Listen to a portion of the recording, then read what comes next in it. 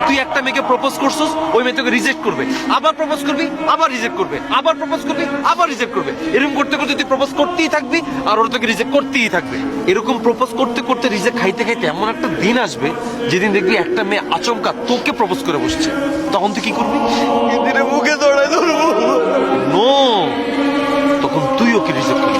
करके तूने इमेज मेरा मीम बना दिया, मेहनत करके तेरे भाई ने पूरा ड्रीम बना दिया, अब पिक्चर या सड़कों पे सीन बना दिया, अब खुद का टाइम लाया।